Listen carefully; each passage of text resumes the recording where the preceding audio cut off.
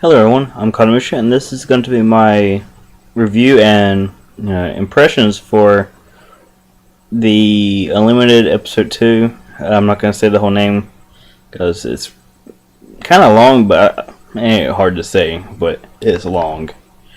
And this is going to be my review for the second episode.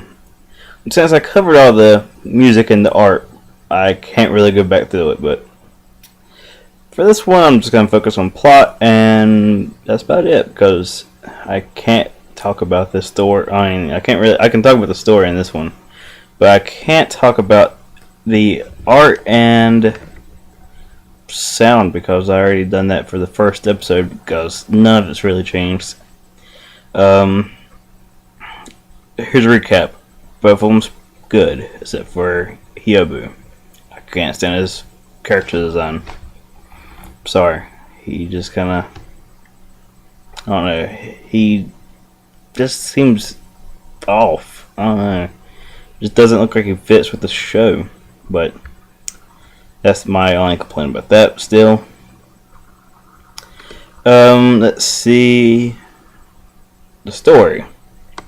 Well, it picks up from episode 1, and basically Andy has to prove himself in this episode to be one of them, and that is how that happens. Really, well, I mean, there's lots of violence, and basically every member of the Pandora team, I guess you could say, gets their powers revealed in a way. There's the guy who can basically use his hair to attack people and fly with it. It's kind of odd, but it kind of explains it in a way. There's the teleporting girl.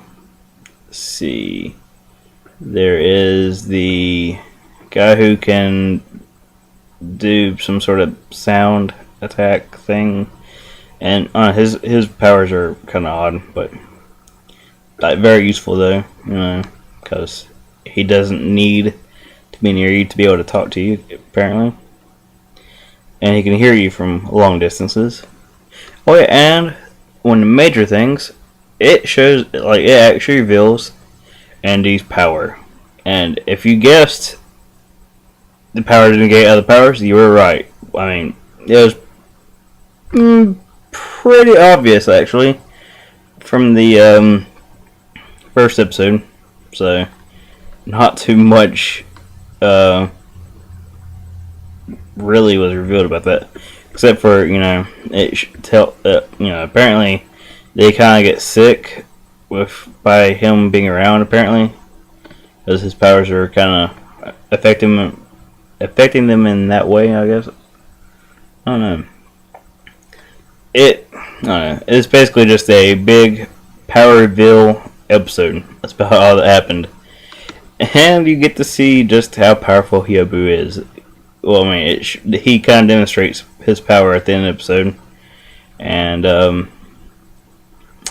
yeah, he's pretty powerful. And just like I thought he was, I already knew he was going to be strong and very overpowered. And this just let me know that he's still strong and very overpowered. Also, there's some comedy in it, like basically Hyoubu picking on Andy, making him have to kick him into a pool, and then somehow getting a shark in that pool, and oh, and also apparently Andy is looking for something. Don't know what it is yet, because it doesn't tell you. It's just hints at it that he's looking for it.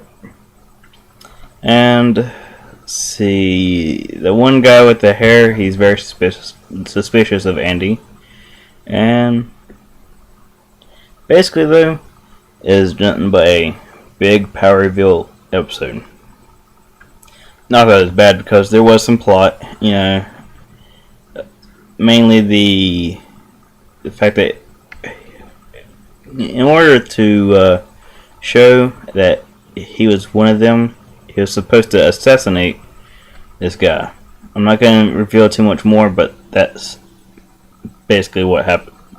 You would have seen a little preview for it in the next episode preview for the last one. Kind of made it look like he was going to point at the at Hyoubu, but it wasn't. That's the only spoiler I'm going to give you about that. It's pointing at someone else. But they did do a pretty good job of making you think he was actually going to shoot Hyoubu in the preview. So they did a pretty good job on that one. Let's see. Anything else I can tell you about this episode? Well, some of the another comedy part was the Pandora wine, the Pandora caviar. The caviar showed up the first episode as well. Shows up again, and there's the Pandora doll thing. I'm not quite sure what this is supposed to be. I'm not gonna guess, because I'm not gonna even bother. But there were some interesting comments made about that doll. If it was a doll, I'm not quite sure yet. But yeah, apparently they make all sorts of random shit and smuggle weapons and do terrorist activities. But there was some comedy bits in it, not as much as you would expect. But this ain't a comedy. If you thought this was comedy, then well, you are mistaking this with Mako Market. But yeah, lots of people die. Very little plot progression, really, but there is some. But like I said, this is just the power introduction episode. Overall, I guess I'll give it a 4 out of 5. It's pretty good. I'm still gonna keep watching it because it's still good. Like it wasn't as good as the first episode, but it's still really good.